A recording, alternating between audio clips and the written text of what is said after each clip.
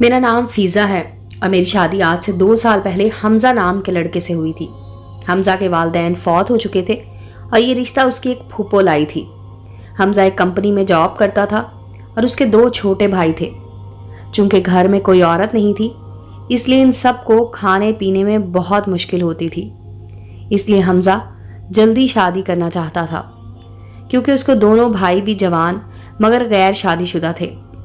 جب یہ رشتہ میرے لیے آیا تو ہمارے سب رشتہ داروں نے ہم سے کہا کہ ان لڑکوں کے ماں باپ نہیں تھے، اس لیے اچھے کردار کے نہیں ہوں گے، اور لوگوں نے ہمیں بہت ڈرایا۔ مگر میرے والدین جب ان سے ملے تو انہیں حمزہ بہت پسند آیا، اور انہوں نے کہا کہ حمزہ بہت اچھا لڑکا ہے، اور وہ جہاں جاب کرتا تھا وہاں کے لوگ بھی اس کی تعریف کرتے تھے۔ یوں ہر طرف سے تسلی ہو جانے کے بعد میری اس سے شادی ہو گئی۔ میں سسرال آئی تو میں نے دیکھا کہ میرے دونوں دیور کوئی خاص کام نہیں کرتے تھے، مگر گھر میں پیسے کی ریل پیل تھی اور گھر میں کسی چیز کی کمی نہیں تھی۔ لیکن یہ دیکھ کر میں حیران رہ گئی، کیونکہ میرے دونوں دیور اچھا کھاتے پیتے تھے اور انہیں کسی چیز کی کمی نہیں تھی۔ میرا شوہر بھی بہت اچھا تھا اور سیدھا سادہ آدمی تھا۔ صبح ہوتی تو دفتر چلا جاتا اور دفتر سے واپسی پر وہ سیدھا گھر آ جاتا تھا، جبکہ میرے دونوں دیور اتنے سیدھے اور معصوم نہیں تھے۔ ان دونوں کی حرکتیں بہت عجیب سی تھیں۔ وہ دونوں کوئی کام نہیں کرتے تھے، سارا دن گھر سے باہر رہتے اور رات گئے گھر آتے تھے۔ یہی نہیں بلکہ ان کے کمرے سے رات کے وقت بہت ہی عجیب و غریب سی آواز بھی آتی رہتی تھی۔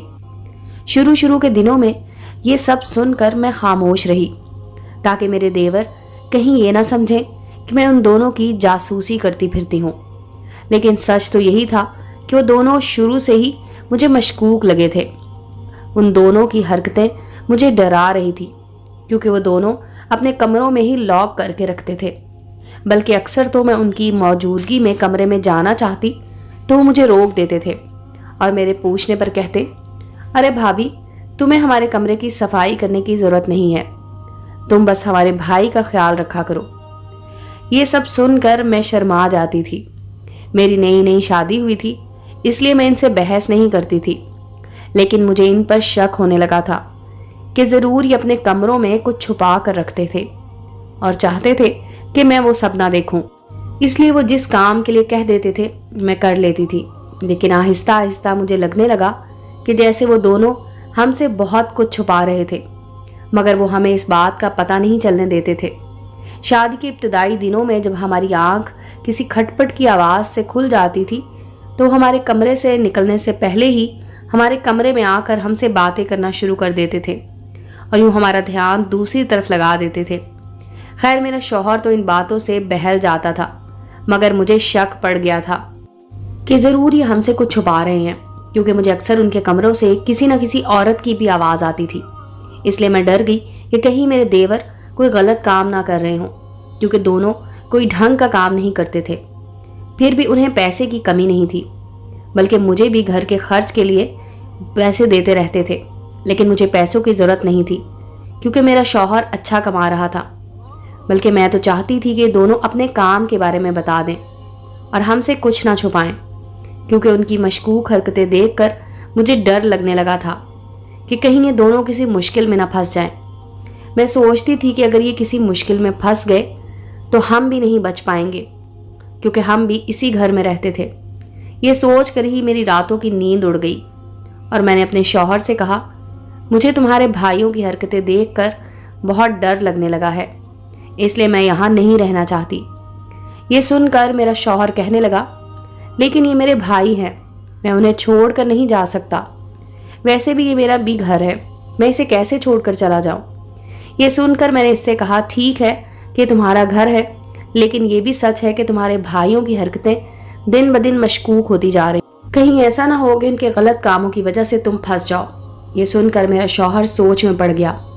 پھر کچھ دنوں بعد میرے شوہر نے مجھے کہا، مجھے تمہاری بات ٹھیک لگتی ہے، اور ویسے بھی میرے بھائی میری بات نہیں مانتے، اس لیے ان کے ساتھ رہنے کا کوئی فائدہ نہیں۔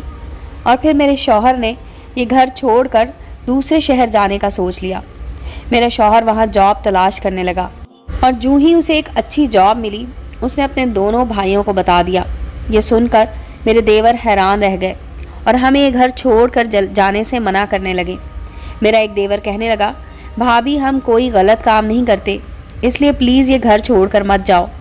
یہ سن کر میں نے اپنے دیور سے کہا، اچھا اگر تم دونوں کوئی غلط کام نہیں کرتے تو اپنے کمرے لاک کر کے کیوں رکھتے ہو؟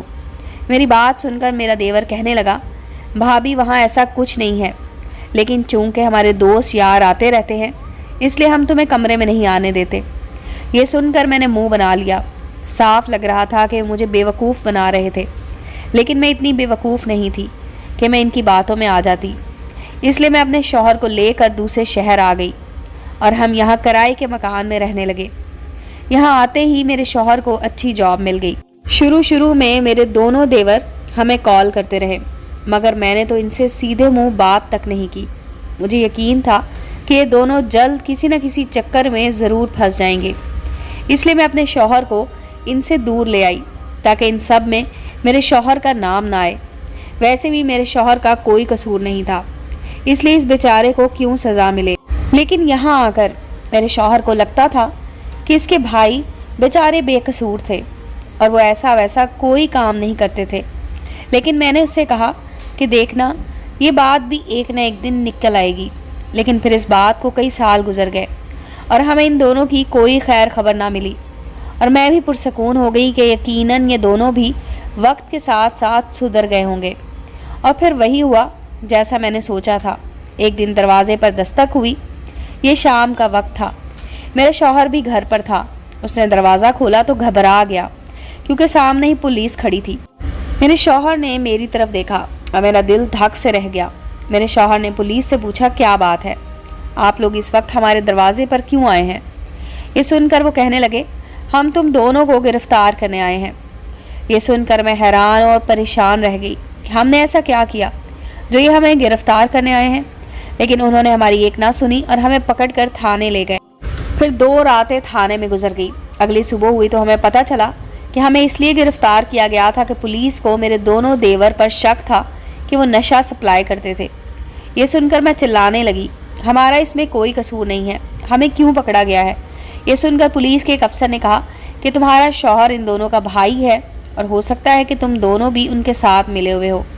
یہ سن کر میں رونے لگی اور میں نے اپنے شوہر سے کہا، میں نے تم سے پہلے ہی کہا تھا کہ تمہارے بھائیوں کی حرکتیں کچھ ٹھیک نہیں ہیں اور ہم ان کی وجہ سے پھنس سکتے ہیں۔ یہ سن کر میرے شوہر نے مجھے چپ رہنے کو کہا، مگر پولیس کے افسر نے میری یہ بات سن لی اور وہ کہنے لگا، تم ان دونوں کے بارے میں جو کچھ جانتی ہو وہ سب سچ سچ بتا دو۔ اگر وہ دونوں پکڑے گئے تو ہم تم دونوں کو چھوڑ دیں گے۔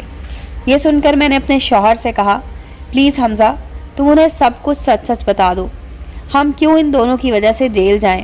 یہ سن کر میرے شوہر نے کہا کہ مجھے ان دونوں کے بارے میں کچھ نہیں پتا، لیکن آپ سب لوگوں کو اپنے گھر لے جا سکتا ہوں۔ یہ سن کر پولیس نے ہم دونوں کو اپنی گاڑی میں بٹھایا اور ہم دونوں کو گھر لے آئے۔ ہم نے پولیس کو اپنا گھر دکھایا۔ انہوں نے ہمارے کمرے کی تلاشی لی، لیکن انہیں کچھ نہ ملا۔ پھر انہوں نے میرے دونوں دیوروں کے کمرے کی تلاشی لینی چاہی، مگر وہ تو لاک تھے، اس لیے پولیس نے ان کے کمروں کے دروازے توڑ دیے، اور جو ہی ہم سب اندر گئے، سامنے کا منظر دیکھ کر ہماری آنکھیں پھٹی کی پھٹی رہ گئی، کیونکہ وہاں ہر جگہ نشے کی تھیلیاں پڑی ہوئی تھی۔ میں سب حیرانی سے دیکھ رہی تھی۔ مجھے تو پہلے ہی ان دونوں پر شک تھا۔ اسی وقت میں نے اپنے شوہر سے کہا، اب دیکھ لیا کہ میں سچ ہی کہتی تھی۔ میں نے اسے طنزیہ انداز میں دیکھ کر کہا تو وہ کہنے لگا، مجھے کیا پتا تھا کہ یہ دونوں اندر چھپ کر ایسے کام کرتے تھے۔ پولیس ان کے کمرے میں موجود ہر شے کی تلاشی لے رہی تھی۔ میرے دیور کے بستر کے نیچے سے ایک پسٹل نکلا تو ہم دونوں ہکا بکا رہ گئے۔ یہ تو بہت لمبا معاملہ لگتا تھا، ایسا لگ رہا تھا کہ ہم بھی ان دونوں کے ساتھ پھنسنے والے تھے۔ پھر کچھ دیر بعد پولیس نے ان کے کمرے کی تلاشی لی تو ایک افسر میرے شوہر سے کہنے لگا، تمہارے دونوں بھائیوں پر بہت سارے کیس ہیں۔ یہ دونوں کئی سالوں سے چرس بیچ رہے تھے اور ان کا ٹارگٹ معصوم بچے اور لاچار عورتیں تھیں۔ یہ ان لوگوں کو پیسے دے کر اپنا دھندا چلا رہے تھے۔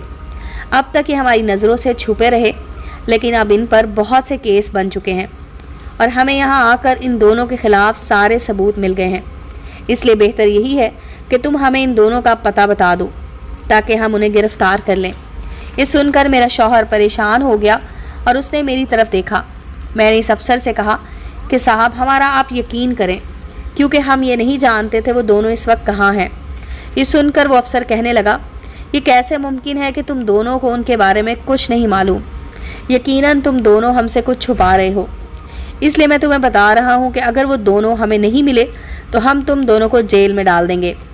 ये सुनकर मेरा शौहर परेशान हो गया और कहने लगा, मुझे अपने भाइयों के बारे में कुछ नहीं पता, मगर मैं अपनी जान बचाने के लिए उन्हें यहाँ कॉल करके बुला सकता हूँ, लेकिन आपको मुझसे वादा करना होगा कि जो ही वो यहाँ आएंगे आप हम मियाँ बीवी को छोड़ देंगे।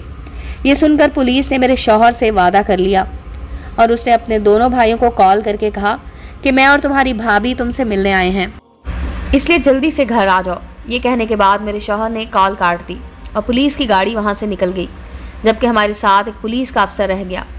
मुझे यकीन था कि वो दोनों हमसे मिलने ज़रूर आएंगे, लेकिन एक डर भी था कि अगर वो दोनों नहीं आए तो पुलिस हम दोनों को जेल में डाल देगी और हम बेगुनाहों को उनके किए की सज़ा काटनी पड़ेगी। इसलिए मैं दुआएं करने लगी कि वो दोनों यहाँ आ जाएं और हमारी जान बच जाए। फिर अल्लाह ने हमारी दुआ सुन ली, क्योंकि जूँ ही रात हुई मेरे दोनों देवर घर आ गए और उनके आते ही पुलिस ने उन्हें गिरफ्तार कर लिया और यूँ हमारी जान छूट गई। सच है, बुरे काम का नतीजा बुरा ही होता है और एक ना एक दिन उसकी सज़ा ज़रूर मिल जाती है। उम्मीद है दोस्तों स्टोरी अच्छी लगी होगी। चैनल को लाइक और सब्सक्राइब करें और बेल आइकॉन का बटन दबाना मत भूलें, ताकि हर नए आने वाली स्टोरी का नोटिफिकेशन आपको मिल सके। मिलते हैं अगली स्टोरी के साथ।